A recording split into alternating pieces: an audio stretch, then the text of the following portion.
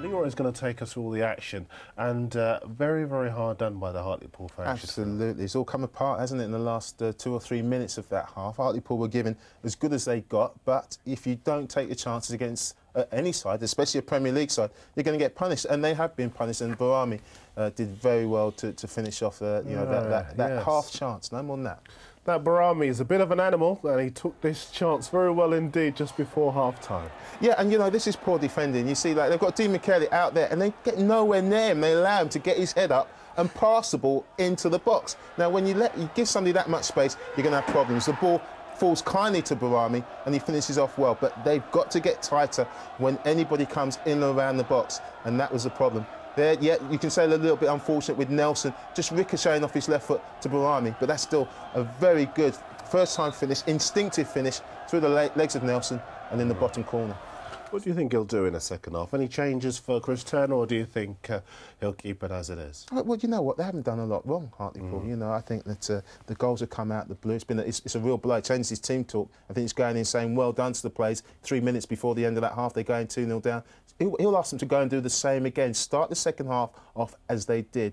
But they've got to take their half chances. Yes. Any half chance in and around that box, at least hit the target, concentrate. Maybe take a little bit more time on their chances because they snatched it a lot around the box. Take their time. If it gets blocked, so be it. But if it doesn't get blocked, you might get a goal. I mean, there are big questions there. And for a team that is battling relegation, this is a huge and pretty unwelcome distraction, isn't it? It's a big distraction. And, I mean, he's going to a team that's got a manager who's not comfortable in his own skin at the moment. So there's a question mark over the manager as well. They're 2 points off the relegation zone. They've got more chance of getting relegated than being in the top four from where I'm sitting. Because I've got to tell you, at the moment, Manchester City have the ball 20% of a game against anybody who's decent. Kaka won't get possession in that environment. Absolutely, and what I'm talking about, Gabriel, is going from a Saturday, then travelling up on a Monday to Stoke on the Tuesday evening is something that he's not used to. I'm not throwing it. It will take time to adjust, and you see the big clubs do not sign big players in January. Man City are making a massive mistake by paying a massive fee for a big player in January. They've got that means there's 3.5 months of the season. What if he doesn't hit the ground running until April? They'll be relegated. Where do they go from there? He wasn't the only story this week. Let's catch up then on the other Premier League news. Liverpool manager Rafa Benitez has rejected the Anfield club's latest contract offer.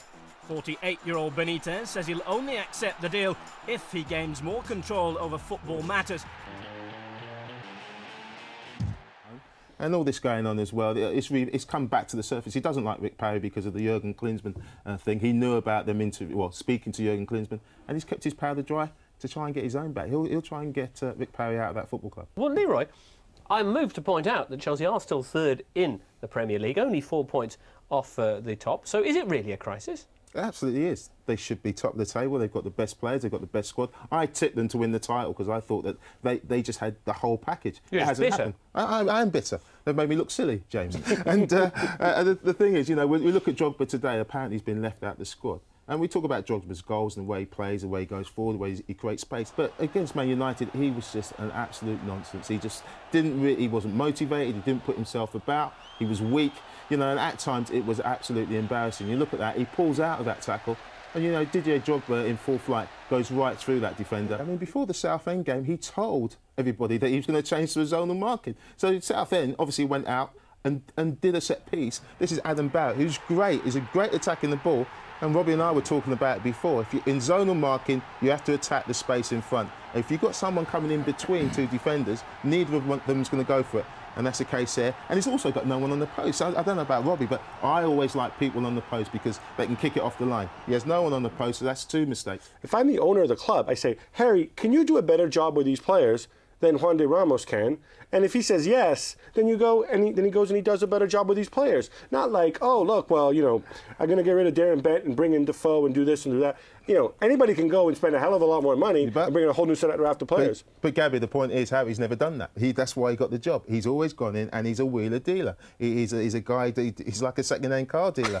and he wouldn't have said to the chairman, I can do better with these players. He said, I can get players in who are better than these. These players aren't good enough. That's what Harry does. He's done it for many years, and that's why he took the job. Yeah, there you go. Well, Portsmouth should prove a reasonably a reasonably easy-ish fixture based on their recent results. As you mentioned, they've lost 4 games on the bounce. Portsmouth, Tony Adams in all sorts of trouble. It is live on G Sports 1 tomorrow. It should be a cracking atmosphere at White Hart Lane.